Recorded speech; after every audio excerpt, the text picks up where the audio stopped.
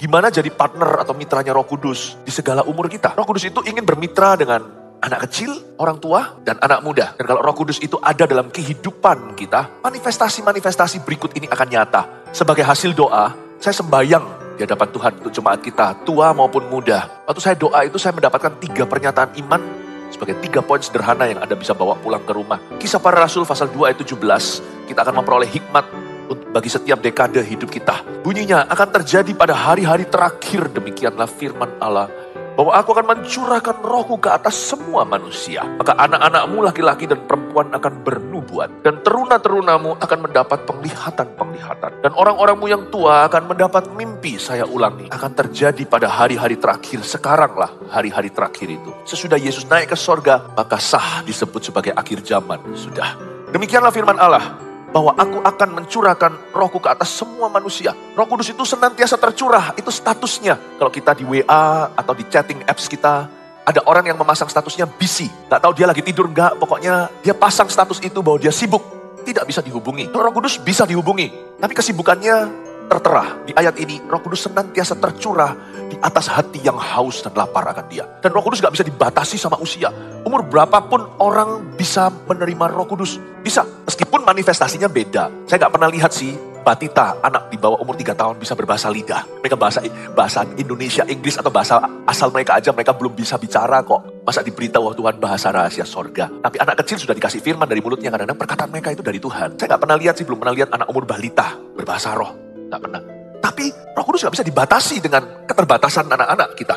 Yohanes Pembaptis waktu ada di perut mama, waktu itu Maria datang berkunjung, langsung nendang-nendang dia. Bukan hanya Yohanes Pembaptis yang penuh Roh Kudus, ibunya juga si Elisabet. Dan mulailah mengucapkan sebuah mazmur nyanyian, padahal perjanjian baru. Itu bukan mazmur perjanjian lama. Dia memuja-muja wanita yang paling bahagia, yaitu Maria, yang mengandung Yesus Kristus. Alkitab mencatat, Alkitab ini firman Tuhan, Roh Kudus yang menuliskan lewat jari jemari hamba-hambanya. Di dalam Alkitab tertulis tertera dengan jelas bahwa Roh Kudus memenuhi kandungan Elisabet dan Yohanes Pembaptis kepenuhan di dalam kandungan. Tapi Yohanes Pembaptis tidak berbahasa lidah, belum nih. Dia sudah rahimnya itu penuh dengan hadirat Allah. Berarti Roh Kudus gak bisa dibatasi sekalipun manifestasinya belum sampai ke sana. Karena itu zaman sebelum Roh Kudus dicurahkan besar-besaran atau Pentakosta. Yohanes Pembaptis kan sebelum Yesus Tuhan. Tapi sekarang Roh Kudus dicurahkan. Saya percaya tanda baptisan Roh Kudus yang pertama itu adalah bahasa lidah. Lalu setelah itu keberanian, kemurnian, pewahyuan. Tapi bukan hanya sampai ke bahasa roh saja. Roh Kudus itu diberikan untuk menyertai kita sampai kita menua.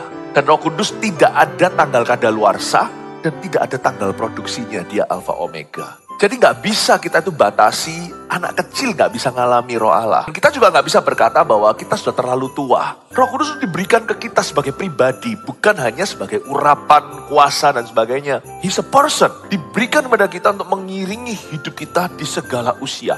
Dia membantu kita menemukan hikmat di setiap dekade hidup kita. Dan ayat tadi menjelaskan ada 3 manifestasi yang Roh Kudus lakukan dalam diri semua manusia. Ketika dia dicurahkan, anak-anak kecil akan bernubuat. Ini juga membantu kita sebagai parents, sebagai orang tua, bagaimana cara pandang kita tentang anak-anak kita. Apa yang mereka bisa, apa yang mungkin, apa yang tidak mungkin, apa yang bisa, apa yang mereka belum bisa. Ini membantu kita sebagai parents, sebagai orang tua, untuk mempunyai ekspektasi ilahi atas putra-putri kita. Yang pasti ketika Roh Kudus itu berkarya dalam kehidupan anak-anak kita, anak di sini tuh bocah, anak kecil beneran, ketika Tuhan bekerja dalam diri mereka, ketika Tuhan berkarya dan memenuhi keluarga Anda, anak kecil akan bernubuat. Ini bukan berarti mereka jadi nabi, tapi mereka akan dapatkan pewahyuan dari Tuhan tentang masa depan mereka. Anak kecil ini tidak menjadi nabi. Tidak semua punya jawatan yang sama atau karunia. Tapi setiap anak-anak yang dipenuhi Roh Kudus, ada Roh Kudus dalam hidupnya, mereka akan bernubuat untuk masa depan mereka. Saya mendapat satu pernyataan iman, poin pertama, catatlah. Umur 12 sudah tahu kuliah di mana dan mau jadi apa. Hasil doa saya untuk jemaat tidak terlalu dini untuk anak-anak kita mengerti panggilan mereka. Keluar sebuah pernyataan ini karena saya mengingat Yesus umur 12 sudah berdialog dengan ahli Taurat di bait suci ketika ketinggalan 3 hari. Mungkin karena beliau adalah Yesus anak Allah yang maha tinggi, makanya perkecualian. Menurut saya tidak. Yesus itu diutus ke bumi ini bukan hanya menjadi juru selamat kita, tapi menjadi teladan. Kalau Yesus umur 12 bisa tahu bahwa suatu hari dia akan menjadi seorang guru atau menjadi seorang rabi, kita juga bisa tahu waktu umur 12. Karena kita punya DNA-nya Yesus. Yesus tidak main curang. Karena Alkitab jelas mengatakan, sejak dilahirkan, Tuhan Yesus itu tidak pakai kekuatan ilahinya sebelum dunia dijadikan.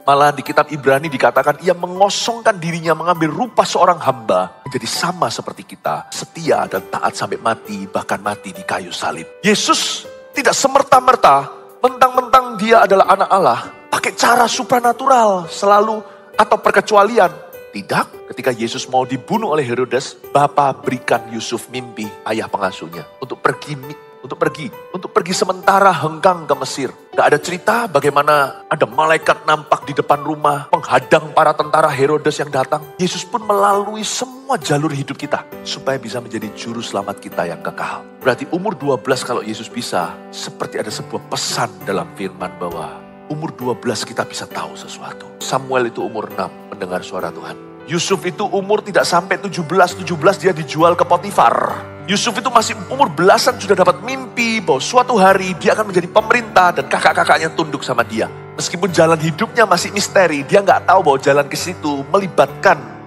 penjara dalam skenario hidupnya. Tapi Yusuf tahu suatu hari dia akan jadi national leader. Dia tahu. Saya dorong Anda semuanya dalam mendidik anak, papa mama dulu. Arahkan anakmu. Berdoa bersama-sama, berdialog. Jadilah jendela dunianya. Libatkan Roh Kudus dalam grooming putra-putrimu. Dan biarkan anak-anak kita itu sudah kenal Roh Allah sejak muda.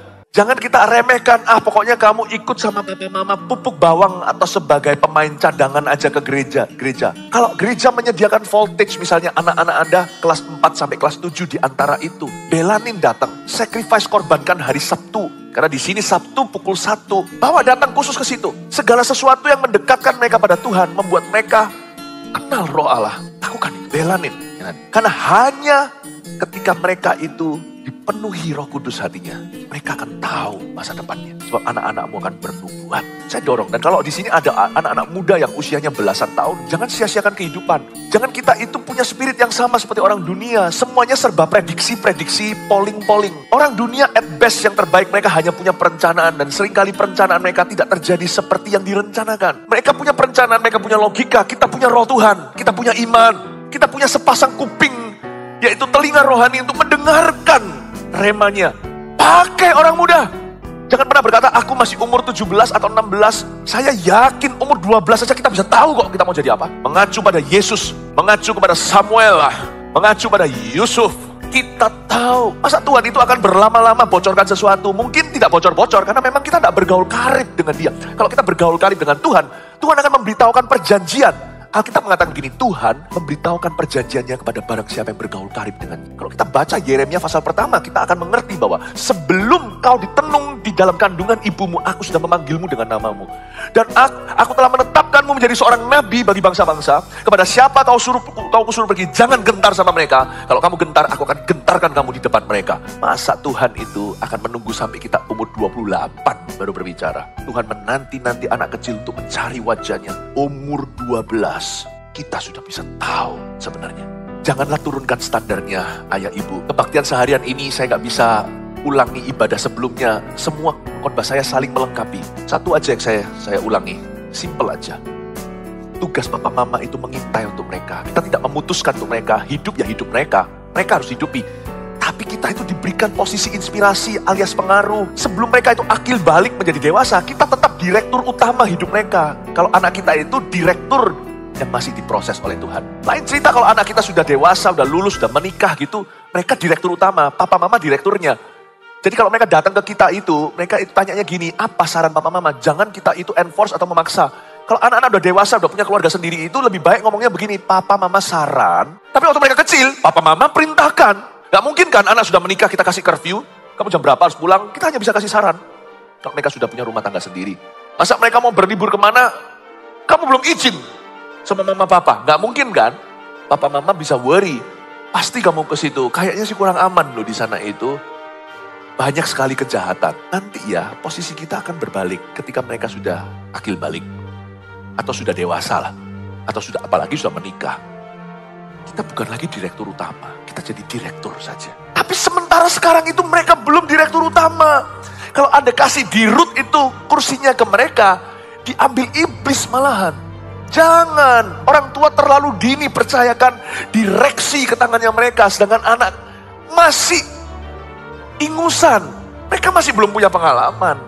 Karena papa mama tidak arahkan. Tanpa visi liarlah rakyat. Tanpa penglihatan amburadullah teruna-terunamu di rumahmu. Orang tua harus kepenuhan Roh Kudus. Waktu Yohanes Pembaptis dipenuhi di dalam rahim itu. Yang kepenuhan pertama-tama mamanya. Everyday parents should be filled with the Holy Spirit. Saya nggak berani besarkan anak bersama dengan istri, dengan semua segudang teori, baca buku parenting, percuma, percayalah saya. Kalau mau membesarkan anak kita dengan cara benar, parents must be filled with the Holy Spirit. Ini saya sebut spirit-filled parenting. Karena Yesus berkata dengan jelas Yohanes 15, di luar aku kamu tidak bisa berbuat apa-apa.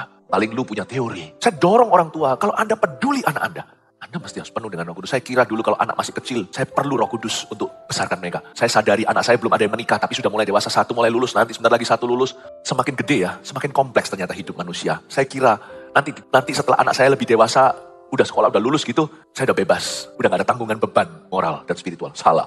Semakin anak itu dewasa, semakin saya harus kepenuhan. Karena dulu masalahnya sederhana, boleh gak makan permen? Sekarang masalahnya beda. Mana pasangan hidup dari Tuhan? Itulah sebabnya banyak anak muda liar. Karena papa, mamanya tidak ajar. Banyak orang muda teruna tidak itu liar. Karena tidak punya penglihatan. Without vision, your people perish. Alkitab berkata gitu, tanpa penglihatan, tanpa visi, liarlah rakyat. Bapak ibu saudara, anak kita umur 12 sudah bisa. Kalau belum telat nih, anaknya masih kecil. Ayo rombak ekspektasi dan cara Anda menggiring putra-putri. Jangan paksakan kehendak. Di ibadah sebelum ini tadi saya jelaskan 2 kata Yunani. Saya nggak perlu jelaskan terlalu panjang nanti kalau saya ulang-ulang.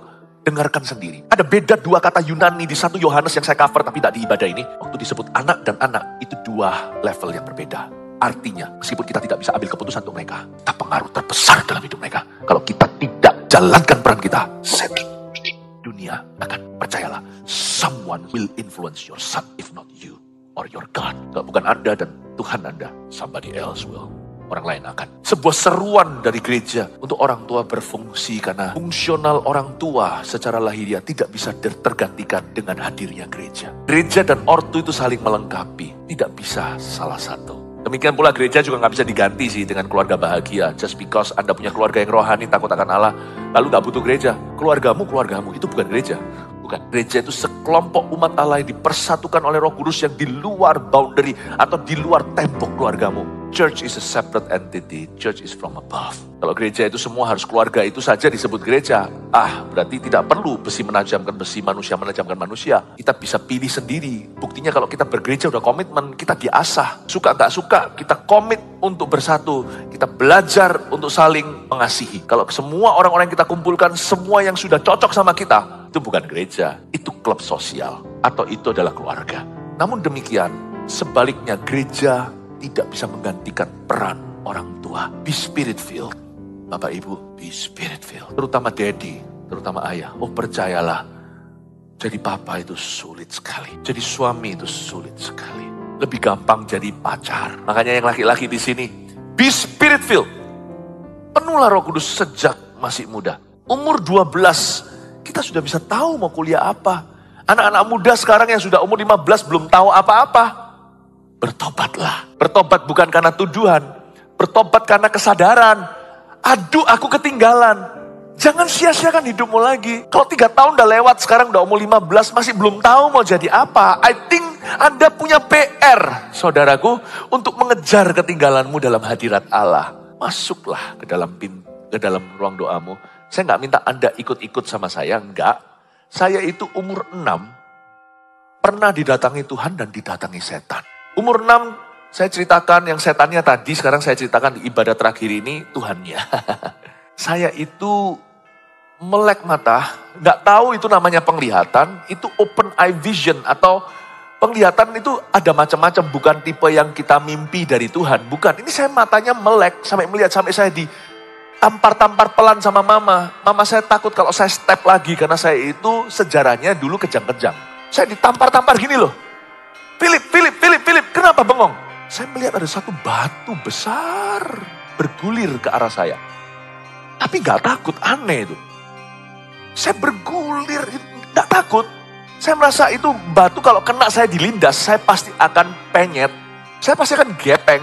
Tapi sok gak mengerikan dia, malah justru saya antisipasi dan harapkan damai gitu di hati. Setelah saya ditampar-tampar gini sama mama pelan-pelan dipukul-pukul pipi, saya sadar hilang penglihatan itu. Tuhan tidak akan melawan seorang ibu. Keesokan harinya, sore-sore pulang sekolah dan les. Sorry, itu bukan umur 6, berarti umur lebih itu ya. Saya sebelum ke Taiwan, umur berapa ya? Sorry. Itu sesudah saya kembali dari Taiwan, jadi mungkin sudah umur 78. Saya pulang dari sekolah atau apa gitu ya, sekolah, les apa. Saya pulang, itu saya baru ganti baju habis mandi. Saya di lemari situ, saya stuck di lemari. Saya ingat kok, saya nangis. Tiba-tiba saya ingat penglihatan itu. Saya nggak tahu itu namanya penglihatan. Saya bilang itu TV. Lalu saya nangis di jamaah Tuhan masih andukan begini loh. Saya nangis di jamaah, saya rasakan suatu hadiah, tapi saya nggak ngerti itu apa. Berikutnya jalan saya murtad sampai umur 18. Baru saya ketemu Yesus, itu saya sekolah SMA. Waktu saya sekolah SMA itu, saya kenal Yesus umur 18 tahun SMA 3. Saya baru sadar keterlambatan saya. Tuhan sebenarnya mau bicara sama saya sejak saya umur 8. Tapi karena tidak ada yang mengarahkan, apa boleh buat, gak usah salahkan orang lain. Keluarga saya pun belum rohani. Saya pendeta, saya ini bukan anak pendeta. Kita semua masih first generation Christian. Cuman mama saya aja yang generasi kesekian. Kita semua itu generasi pertama. Dan saya menyadari keterlambatan saya. 10 tahun sudah. Saya masuk kamar saya. Hari-hari saya bertobat itu setelah ujian. Jadi saya sudah ada waktu-waktu masa-masa senggang liburan.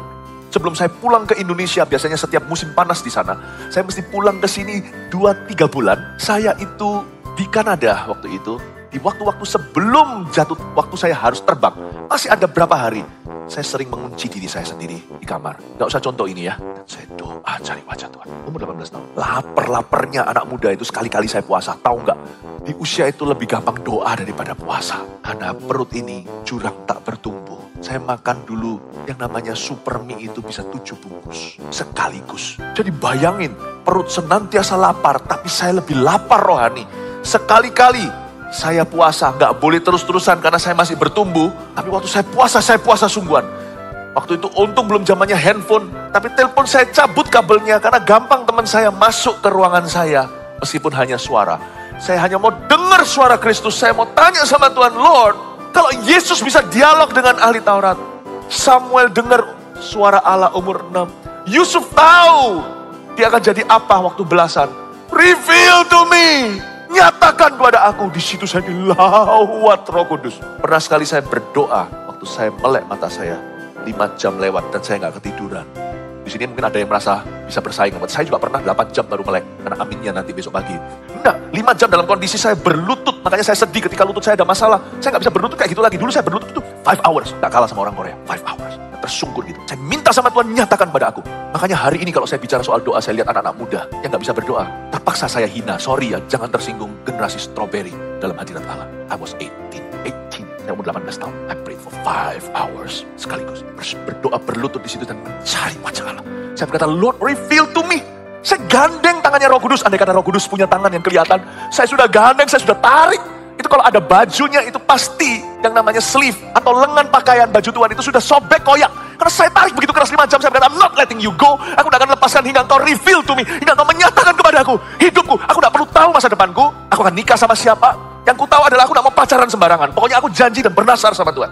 Dan saya berkata, Lord use me. Saya belum tahu pokoknya saya akan jadi pendeta. Ya saya tahu mau jadi pendeta. Cuma saya nggak tahu nanti mau sekolah di mana, diizinkan nggak sama papa. Tapi saya itu menggebu pokoknya cari Yesus. Yang penting bukan statusnya pendeta. Karena saya sudah cukup lihat pendeta nggak dipakai Tuhan juga ada. Yang saya rindukan pemakaian, bukan profesi. Saya berkata, use me. Umur 18 saya berkata, use me. My heavenly daddy. Tunjukkan kepadaku Tuhan. Pada saat saya berdoa 5 jam itu, Tuhan nyatakan sesuatu. Saya melihat Gor Kertajaya di Surabaya. Saya belum pernah ke gor-gor mana-mana di Indonesia. Gor Kertajaya. Waktu saya masuk di situ tahun 2003. Bersama dengan Jemaat Mawar Syaron adakan KKR di sana. KKR Tanpa Tajuk namanya. Waktu itu saya lihat semua strukturnya, warna. Saya berkata, Chainali, Jiangguoni. Kayak lagu itu. Di mana aku pernah ketemu kamu? Chainmongli, Jiangguoni. Aku pernah lihat kamu dalam mimpiku. God showed me.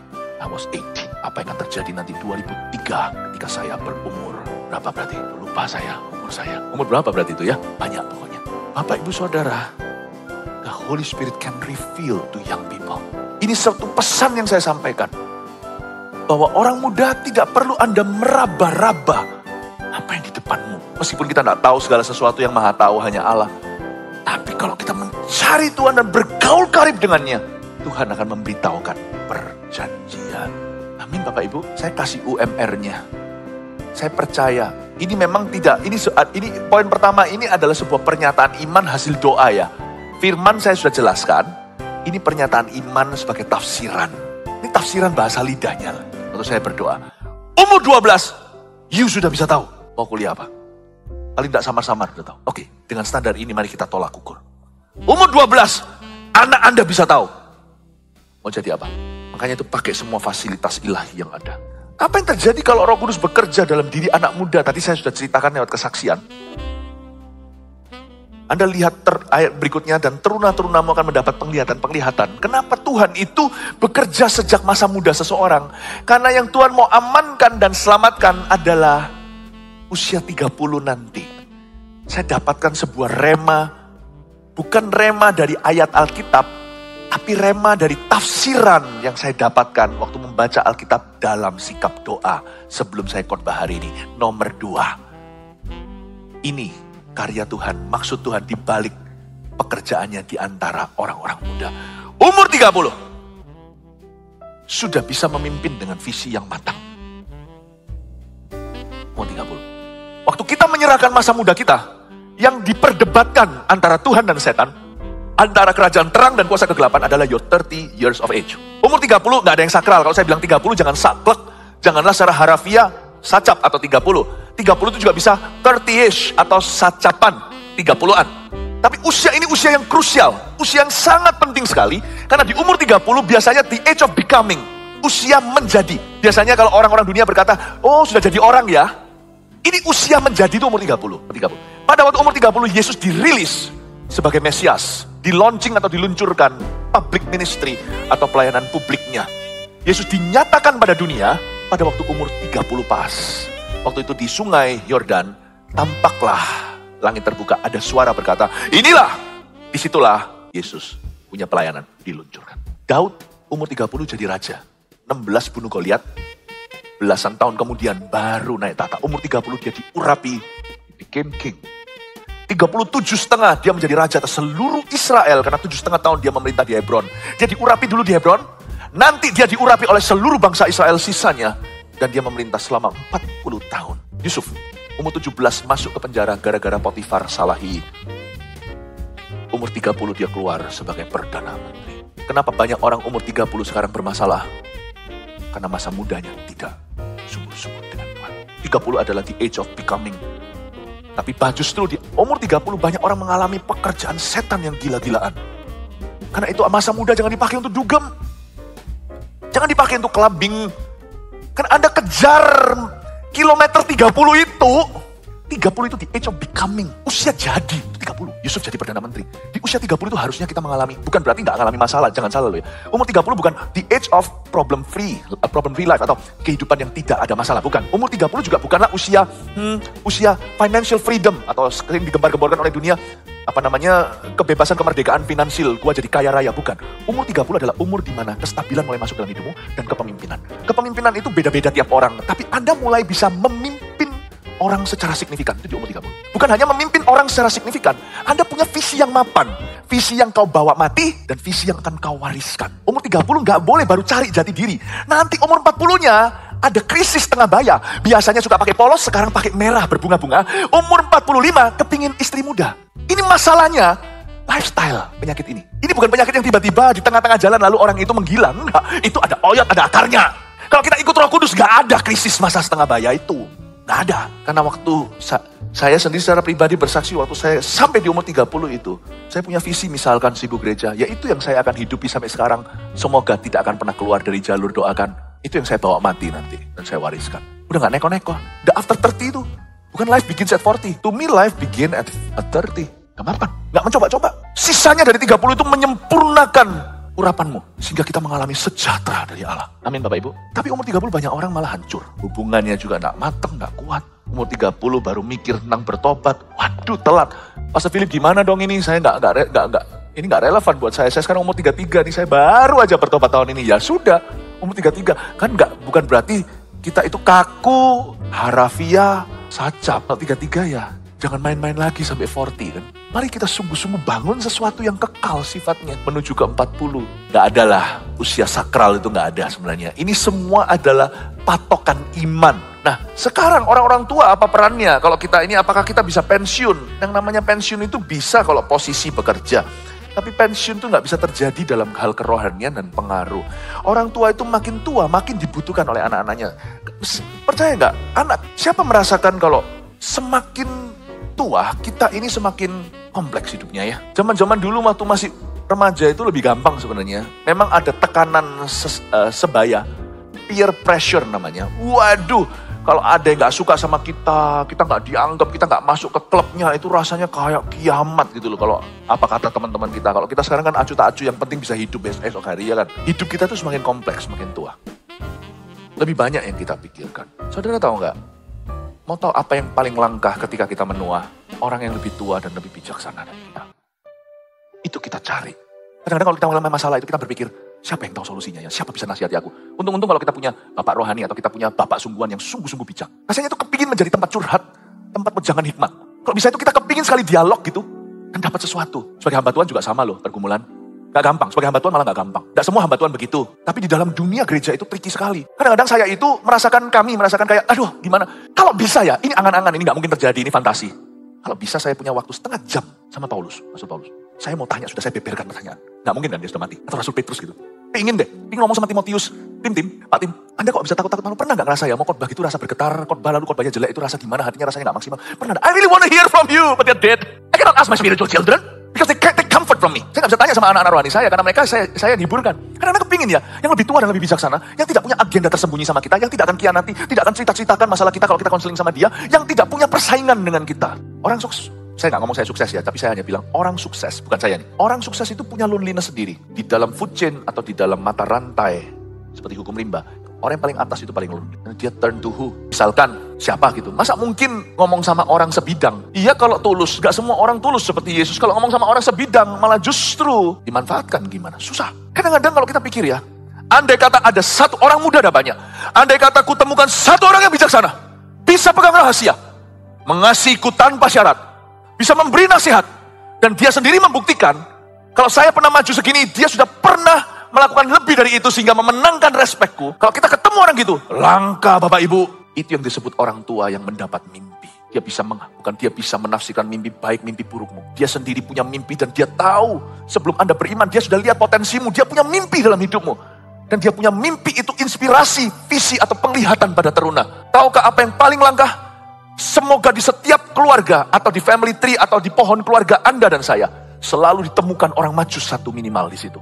Selalu ditemukan ada petua-petua tua-tua 24 yang lemparkan mahkota di kitab Wahyu. Ditemukan, dan itu nggak tentu garansi orang kalau kepalanya ubanan pasti demikian. Tidak tentu. Tapi yang pasti orang yang tipe begini pasti ubanan. Tidak mungkin orang muda. Ini yang saya sebut di poin 3. Kalau Roh Kudus bekerja, inilah sebabnya orang-orang tua jangan pensiun pengaruh. Karena seorang lansia akan menjadi aset yang berharga bagi generasi muda. Langkah seperti emas tua. It's very expensive. Emas 1 gram tetap 1 gram. Harganya tetap sama. Tapi tahukah Anda ada emas tua? Misalkan peninggalan di piramida. Itu nggak bisa. Ada lebur ya per gramnya segitu. Tapi desainnya itu dan nilai histori dan sejarahnya. Itu kalau dijual nggak per gram sekian. Itu ada added value-nya. Added value-nya itu melebihi per kilonya. Itu namanya emas bersejarah. Itu benda mati. Lansia yang berjalan sama Yesus tahunan, bayar harga bersama dengan Tuhan, itu dicari oleh orang-orang muda. Muda itu nggak tentu muda-mudi. Orang-orang yang belum jalan selama dia. Itu yang disebut orang yang berpengalaman. Mana cari itu orang? Semoga setiap pohon keluarga ada satu. Semoga di setiap gereja ada beberapa. Semoga setiap gembala, setiap kepala keluarga demikian rupa. Makanya kita nggak bisa pensiun. Ikut Tuhan. Makin tua mungkin kita nggak turun tangan sendiri. Daud dulu pergi perang, tapi ada satu waktu Daud nggak turun tangan. Yang perang sudah bawa-bawa tuh. Gara-gara Daud itu bunuh 1 Goliat ya, coba Anda baca di dalam biografinya di Alkitab. Orang-orangnya dia termasuk kemenangannya sendiri. Daud bunuh 1 kan Goliat, tahu nggak? Tentaranya dia, tentara khususnya. Siapa-siapa bunuh 4 Goliat. Dulurnya atau saudaranya. Yang satu tangannya itu jarinya 12. 6 bisa pegang. Ini nggak tahu gimana caranya, itu berarti tangannya lebih tangkas lah. Itu dibunuh oleh orang. Daud nggak turun tangan sendiri, dia bunuh 1 Goliat, kasih contoh. 4 sisanya kalian bunuhlah. Daud nggak turun tangan sendiri. Tapi Daud menjadi begitu berharga. Pernah sekali dia turun tangan hampir terbunuh oleh satu raksasa. Yoab bunuh raksasa itu dan mohon sama raja, please jangan turun tangan kayak gini lagi. Gak apa-apa, peranmu beda, jangan sampai kau terbunuh Baginda. Kalau kami terbunuh, pahlawan bisa ganti. Kalau Anda itu pelita harapannya Israel, kalau Anda mati, kosong tuh kepemimpinan. Listen ya, peranmu bisa berbeda, tapi vitalitas imanmu tidak boleh berkurang. Ikut Roh Kudus gak boleh sampai setengah 3/4 jalan. Ikut Roh Kudus itu lifetime sampai mati. Elisa itu vitalitas rohaninya sampai di kuburan, bukan berarti tulang kita akan membangkitkan. Kalau itu musibah sih, tulang dia itu kuburannya itu dieksploitasi, dibuka paksa, dilempar untuk titip sebentar, nanti diambil ternyata di dalam itu tulangnya Elisa. Dilempar ke sana, boom, mayatnya bangkit. Itu bukan kesengajaan, malah justru itu kejahatan. Kok bongkar kuburan orang itu loh. Bagaimana jika nanti ini masanya Cingping lalu habis itu bongkar-bongkar yuk kuburan orang? Nggak boleh kan? Nggak boleh. Bapak ibu saudara, tapi vitalitas rohaninya Elisa sampai ranjang kematiannya. Anda baca, dia memberkati raja. Raja itu datang konsultasi.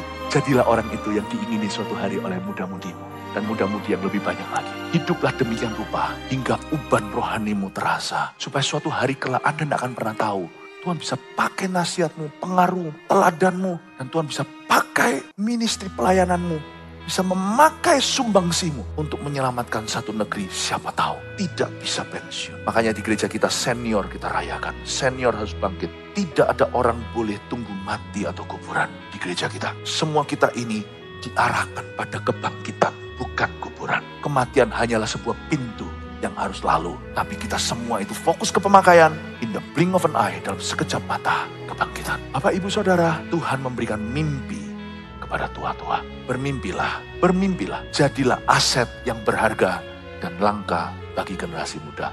Amin Bapak Ibu. Lanjut usia itu bukanlah kutukan. Itu kemuliaan. Rambut putih itu kalau karena bijaksana bukan karena stres. Itu Tuhan gendong. Hanya saya bercanda ya kan. Ini candaan ya. Saya tidak mau semir rambut saya. Mau tahu kenapa. Kalau disemir nanti Tuhan lepaskan gendongnya. Ini kebanggaan. Ada sesuatu yang tidak bisa tergantikan dengan urapan. Urapan sekedar urapan baru, urapan tua, minyak tua, anggur tua nggak bisa tergantikan. Mau tahu apa yang nggak bisa tergantikan? Years with Jesus, tahunan dengan Tuhan tidak tergantikan. Hari ini saya sendiri belum tua, tapi saya sudah dalam pelayanan 30 years, 30 tahun. Ada sesuatu yang anak muda, yang setelah saya, yang lebih muda dari saya, yang lebih tua banyak, nggak bisa tergantikan. Years of walking with my commander, 30 tahun berjalan dengan komandan saya. Bapak ibu saudara, kita berjalan makin lama makin kuat hendak menghadap Allah di Sion. Itulah kemuliaan orang yang menua. Mari di sini, jangan happy birthday to you, tapi setiap tahun ketika kita tambah usia, ingatkan dirimu, aku semakin jadi aset yang langka berharga. Jaga diri, jaga hidup, jangan ngawur, dan jangan membuat manuver-manuver yang gak perlu. Jangan berbuat dosa, jangan jatuh dalam dosa secara sengaja. Jangan tiba-tiba cerailah atau gimana lah di rumah, tiba-tiba spekulasilah, kepingin ini, tiba-tiba punya ide, nafsu yang tidak terkendali. Don't do it. Don't ruin your legacy. You are on the way to glory. Jangan rusak warisanmu untuk anak-anakmu dan untuk lebih banyak anak-anak Tuhan yang Allah akan percayakan lewat teladan Anda. Karena Anda sedang dalam perjalanan menuju kepada kemuliaan. Jika diberkati, silakan membagikan untuk memberkati orang lain.